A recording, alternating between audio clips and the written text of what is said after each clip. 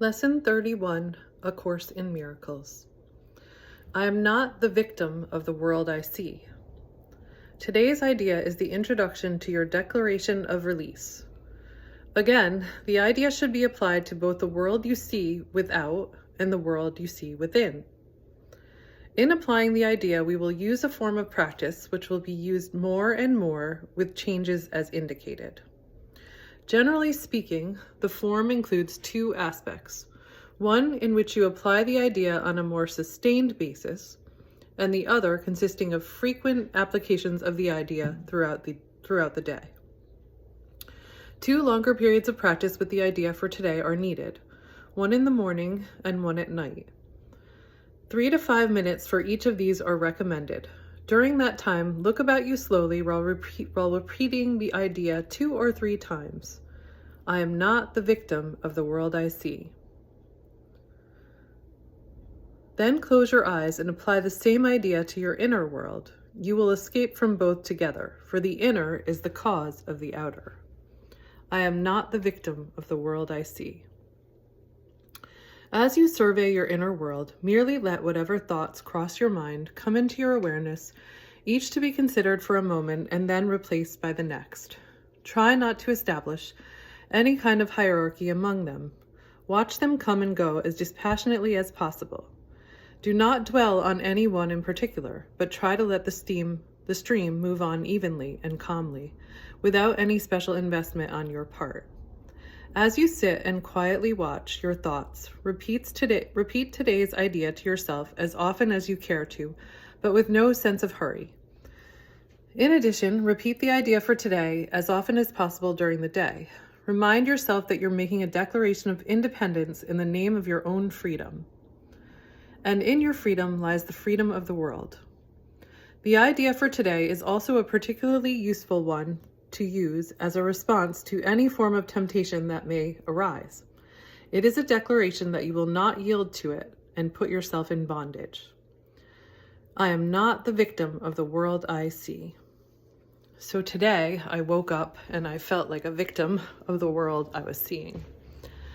And on my way to work, I was trying to release myself from victimhood, and I said to myself, I like meeting with people. I really do. I like my people I get to meet with, and I like interacting with them.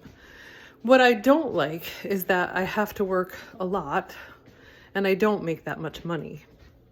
So that is something that I want to change. And I want to help other people do that too, because I know there's a lot of people out there that have to work a lot and really hard, and they don't make much money. And there are people out there that don't have to work that much, but make a lot of money.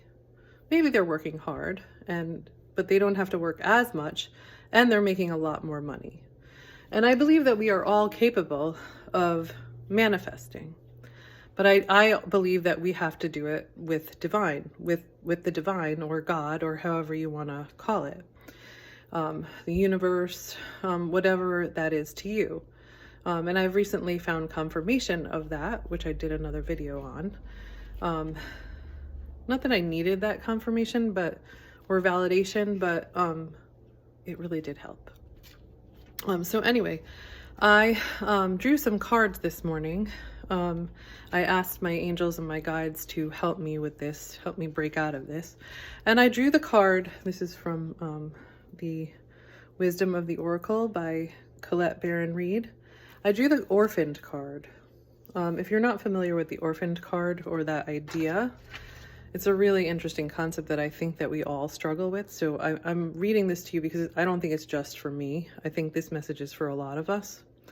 As often happens to me. I wake up in the morning and I get messages from Spirit that, and it's confusing to me sometimes because I think they're for me, and they are for me, but they're also for everybody I see that day.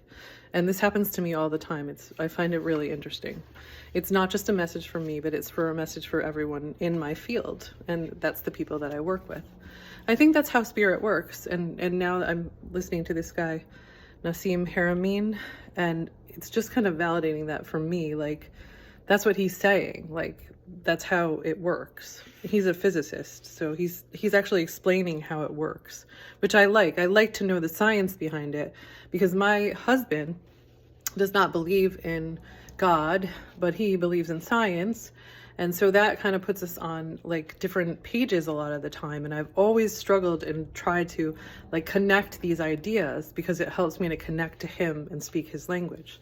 So I'm really excited about this. Oh, sorry, that was, okay.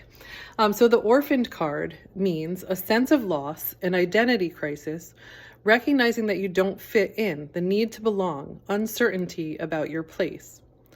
We were all meant to have connections with other people within our families, society, and the larger culture. No man is an island, and it's important to recognize when being a part of rather than separate from is essential to your well-being. I've always felt like I was on the outside, and family constellations has taught me that we all have a place. I didn't feel that in my family, so I'm still trying to figure out where is my place. I made myself bigger in my family. I tried to help my parents, and I made myself bigger, and I found through family constellations that wasn't my place, I just needed to be me. And I'm still kind of trying to find like how that works. Like, how does that work, just being me and not being the savior? But I like it. I like the feeling of not having to be a savior and just being me. It feels so much better. And so this card is really speaking to that, letting go of that feeling of being orphaned and being separate. Like, we think that we're separate from the divine, but the divine is in us. And so it says, the issue at hand is the need to find where you fit. Be true to your core truths and values. Perhaps you no longer identify with a group or community the way you did before and need to find a new situation. You might be feeling a deep sense of loss or confusion. Address the need for belonging and know that you will find your place with others of like mind and spirit. It's okay to let go of pressure to fit in. Not everyone will understand you. It's time to move on. So I got that card, but then I got this other really cool message about where you belong is probably not where you belonged before. And finding that, I wish I could do it now, but I don't know how to do it, like get out of the screen and read that. Maybe I'll... it was posted on the Scottish Gypsies website. She's on YouTube, and she posted this picture about belonging and adventure and your new place where you belong, and it just really spoke to me. So you can check out the Scottish Gypsy. She's on YouTube, and it's that picture that she had with a ship. But it spoke to that same, like, it all aligns when you are like in your flow, in your energy, and like it all aligns. Okay, so the next card I got is Round and Round, and this card I've gotten a lot. 25, Round and Round, from the Wisdom of the Oracle deck. Okay, so Round and Round is about how we keep creating this cycle, but we get to see higher aspects of it, so we can see more and more of it, and then we're unlayering it. Basically, we're breaking little parts of it up, and we're understanding it better so that we can do something different.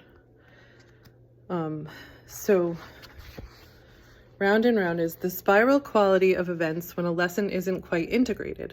Cycles you are challenged to break, revisiting a pattern from a new perspective. The appearance of this card is a reminder that although it may appear that you've gone backward, the truth is that you are standing at a higher level. Looking down into your circumstances, you will learn something, do something better, and break a cycle set up in the past. You actually have a bird's eye view of your initial footprints and can access the wisdom and lessons learned.